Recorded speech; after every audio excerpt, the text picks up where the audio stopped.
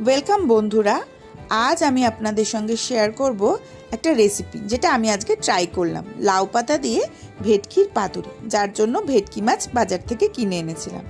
বেটে নিয়েছিলাম সাদা সর্ষে, পোস্ত, সাদা তিল, কাঁচা লঙ্কা আর স্বাদ মতো নুন। এই গ্রেভিটা তৈরি করা দরকার ছিল ভেটকি মাছের পাতুরির জন্য। আর নিয়েছিলাম নারকোল বাটা। নারকোল বাটাটা ওপর দিয়ে ছড়াবো বলে। সঙ্গে ছিল কালো জিরে, কাঁচা লঙ্কা আর প্রমাণ সাইজের লাউ পাতা।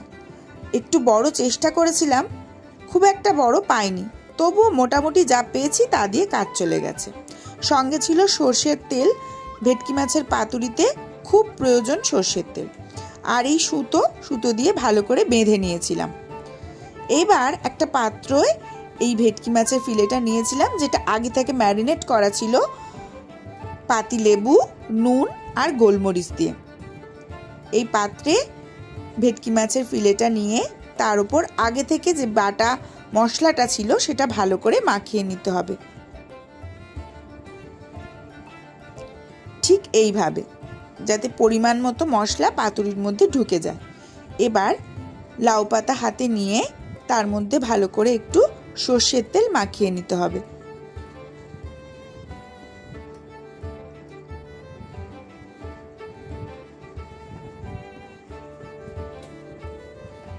সর্ষের তেল মাখানোর পর এইভাবে মাছটা লাউ পাতার মধ্যে দিয়ে দিতে হবে। ওপর থেকে দিতে হবে নারকোল বাটা, কালো জিরে, কাঁচা লঙ্কা আর 1 চামচে সর্ষের তেল।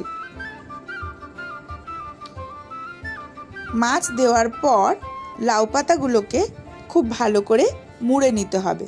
মোড়বার সময় খেয়াল রাখবেন যাতে মশলা বেরিয়ে না যায়। ঠিক এইভাবে ভালো করে মুড়তে হবে। এরপর পাতুরিটা সুতো দিয়ে ভালো করে বাঁধতে হবে। আমি এইভাবে প্রায় 10টা পাতুরি তৈরি করে ফেললাম।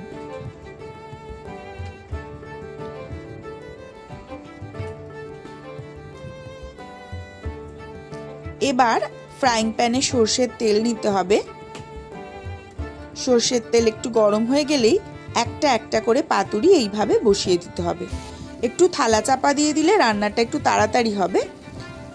এক পিঠ ভালো করে ভাজা হলে অন্য পিঠ উল্টে নিতে হবে। এই দেখুন, আমার পাতুরি রেডি। আর খেতে কেমন হয়েছে সেটা ওর রিয়াকশন দেখেই বুঝে যান।